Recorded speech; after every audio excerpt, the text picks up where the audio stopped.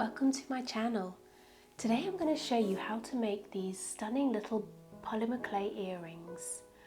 If you're familiar with Vimo or Sculpey, I'll share a few tips and tricks to make earrings that last long and don't just fall off the earring back. So let's get straight to it and I hope you enjoy it. To make these earrings you'll need clay. Primo Sculpey is a popular one to use for making jewellery. Vimo Soft or Vimo Professional is also recommended. I have also used this Montmartre make and it works perfectly well, but I haven't made these earrings out of it. I've made large beads and that sort of thing. The other popular clay that people recommend for jewellery making is Kato poly clay, but I can't talk for that myself, I haven't used it. You might need some mica powders. They can be bought in craft shops and Amazon. People often use them for resin and they're great because they add that lovely sort of gold shimmer. You'll need some kind of cutters. These are smaller than cookie cutters, but they work really well to create the shapes you want easily. You'll need an earring finding and of course the butterfly clip to hold it in place on your ear. You might need a craft knife, it doesn't have to be particularly sharp, and a toothpick or kebab stick is often very useful. So that will get you started. You may also, a word of warning, want to work on a surface. This happens to just be an old bit of card that I'm using because the clay can stain sometimes. So I've got a piece of clay out and I've rolled it into a ball and it's now begun to get really nice and warm and malleable in my hands. The next step, and this is for making those flower earrings without using the cutter. So the next thing I'm going to do is roll it in my hand so that it begins to form a cylinder shape. And I kind of want that cylinder shape to be as even as I can all the way along, because in a minute what I will do is cut some discs out of it and each disc will become a petal.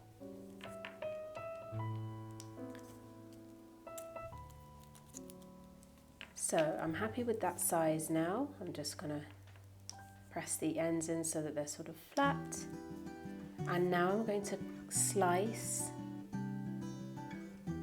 cylinder shapes,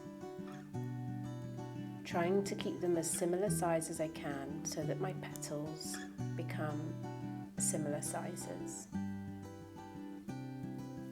1, 2, 3, 4, 5, maybe 6 petals is quite good. So I've got my petals now, and before I put that together as a flower and show you how I form that, I'm going to just create the center of my flower in a different color. Here's the finished flower, and I made one up so that I can show you what we're aiming for with this. We've got all our little petal pieces, and I've got an orange bit for the center and a white bit for the very middle. And now I'm going to take each slice and form a petal using my fingers. So this will test your sculpting skills. And this is the trickiest bit really, compared to using the cutter. So I pinch one end and I press the other, using my fingertips to form what I think is a nice petal shape.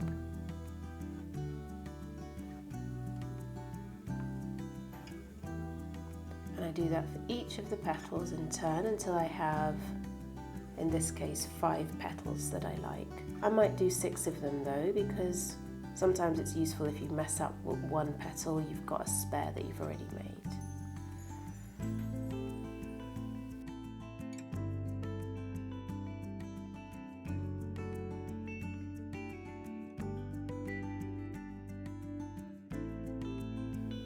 Now that I've formed all my petals, I'm going to take my central orange ball and I'm going to slightly manipulate it so that it's a little bit more egg-shaped.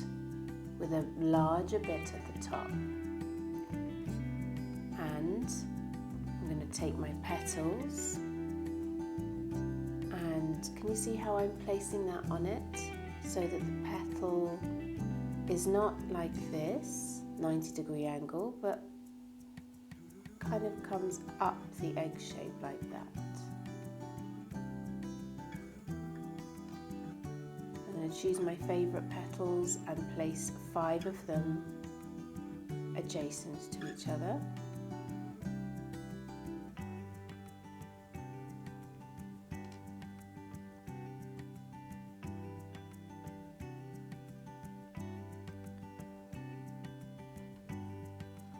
And sometimes you'll need to sort of press them together a little bit to get them to stay where you want them.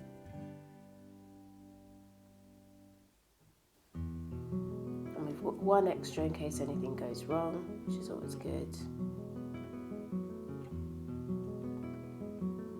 So you can see I'm sort of pinching at the back to mould the petals onto the central ball of the flower. And sometimes this is much easier if you place the flower upside down. So I'm now going to use my fingers and just gently pinch so that a firm bond is created.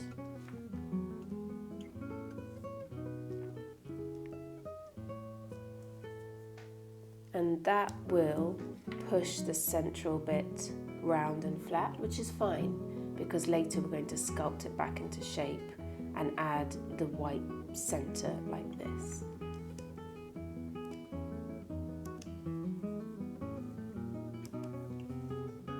When you think they are firmly bonded,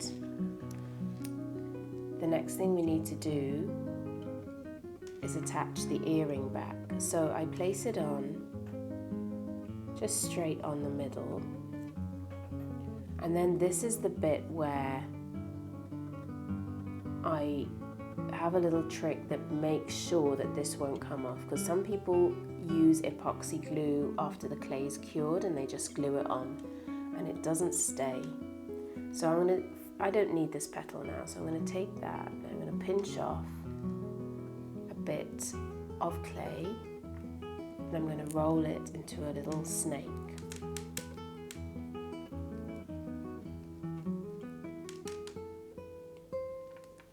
And I'm going to place the snake around the base of the earring back, because this is going to be how we secure it to the flower.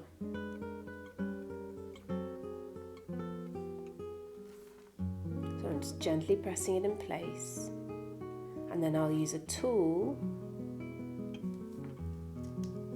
to get it to stick. So I'm using the kebab stick and I'm going to use a gentle rolling motion to roll along the clay and make it stick to the petals at the back. This will take a little bit of patience,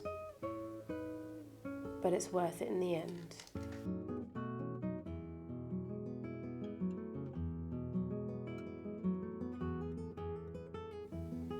When you turn the flower over, as I showed you before, it becomes squashed. So, for this bit, I first start by holding it, cupping the flower between my fingers so I'm not squashing it.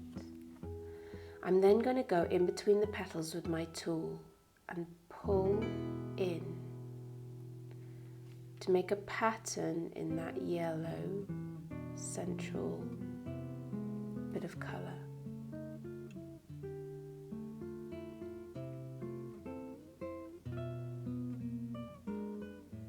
Gently pulling in. It may not be exactly symmetrical, but not all flowers are exactly symmetrical.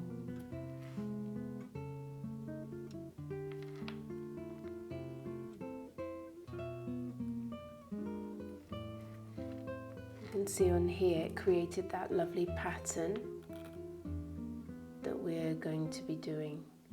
We now need the central vein, or the little kind of mark, to show the middle of the petal.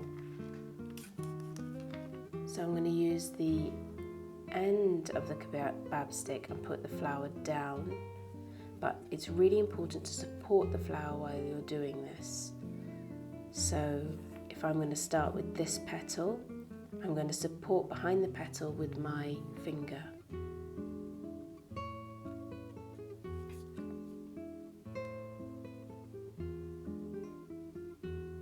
And you swipe the kebab stick along to create that central little mark like this. You can see both flowers are beginning to look fairly similar, but the petals on here are a little pointier and the whole thing is pushing upwards so that it's not totally flat on your earlobe. So that's what we want to do next.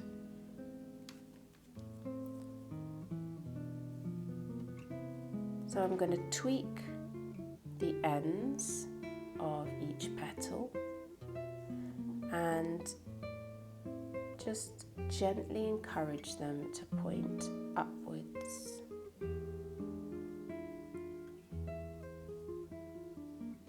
I'm going to go around just sculpting and moulding and modelling gently until I get the shape that I want.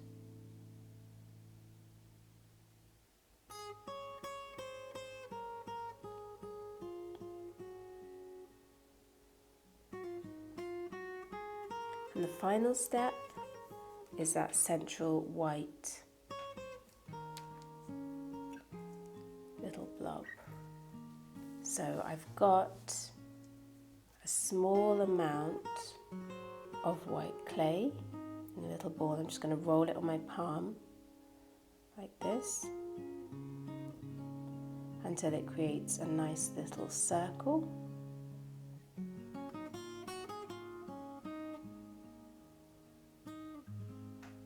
I'm going to place it on here and just squash it flat.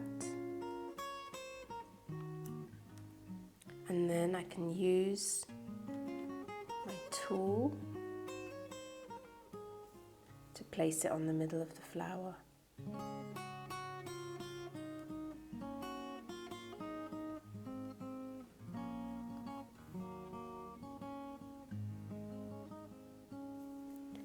And once that's done, use the end of the kebab stick to press little holes in it.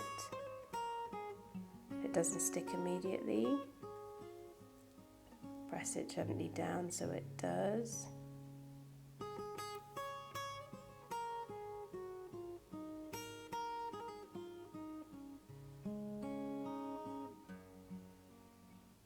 The next flower I'm going to show you is using the cutters, which is a lot quicker and a lot easier.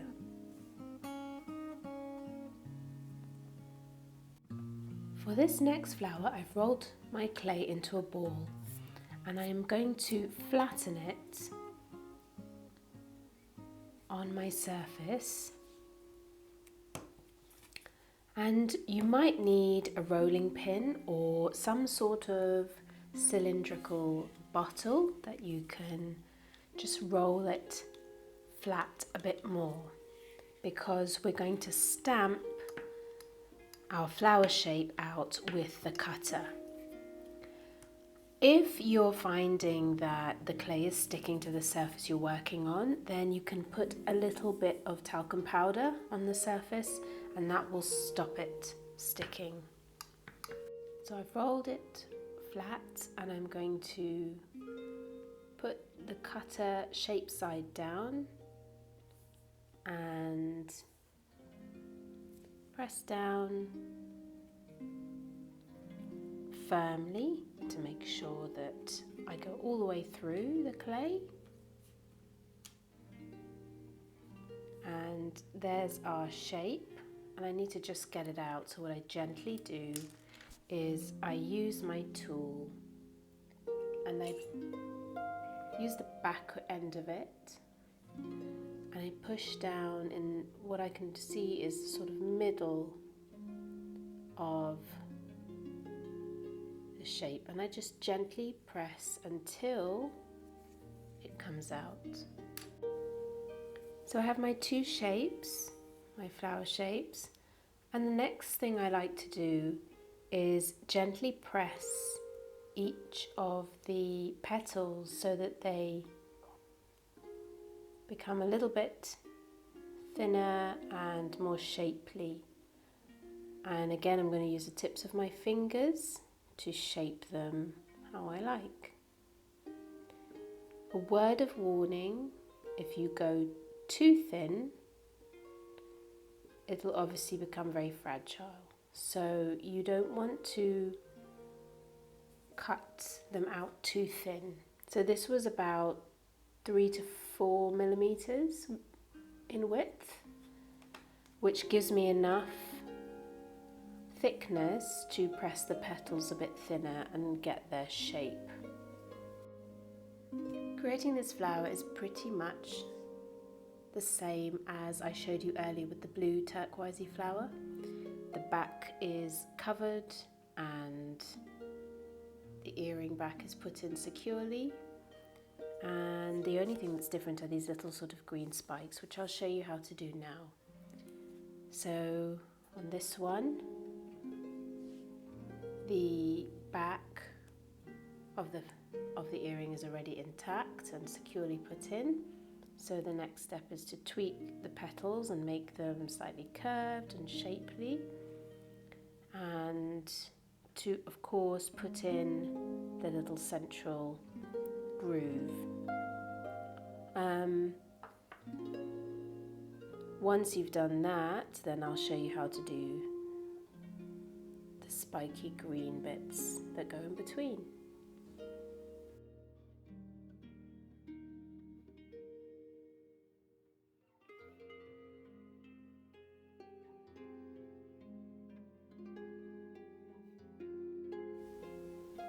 So we need to roll the end of whatever colour your spiky bits are going to be, and cut off the end spike as long as you want them.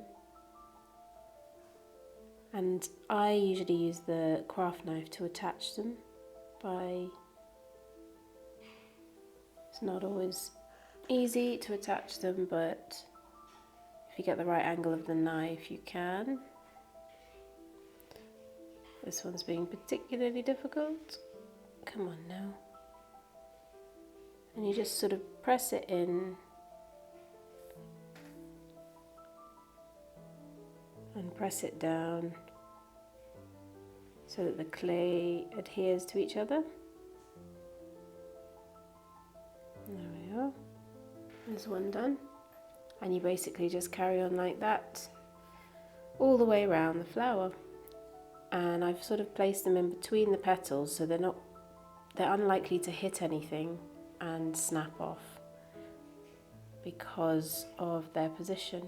They've got the petals which stick out further. The last step is to add any little decorations you want. I'm going to use the mica powder.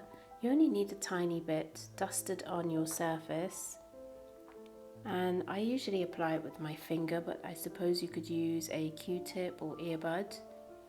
And I just like adding a tiny bit on, like the center. It just kind of gives it that feel of, I don't know, something precious, and really enhances any decoration you've added. The other area that's nice to add the mica powder is the very edges of the petals. And again, I use my finger for this, but you could use other tools. But I like to just coat the side of the petal with it. You could use a brush as well. So my earrings are now all ready to fire, and it's important to make sure you look at the back of your clay to find the firing instructions. They can go in your oven, but you'll need to check the time it takes to fire and of course the temperature, because you can burn this clay and then it will come out slightly brown and you'll lose the beautiful colours that it has. Once it comes out the oven, you need to leave it to dry, or to cool rather, for a little while, and then you can glaze it. You can get all sorts of different varnishes, but you can't just use any old varnish. You must use varnish that's made for Fimo or polymer clay, and it comes in a satin, a gloss or a matte. I have left clay unvarnished before, but what happens is over time it gradually attracts, I suppose, oils from the skin, especially if it's worn as jewellery, and it gradually loses its shine and loses the bright colours that it has.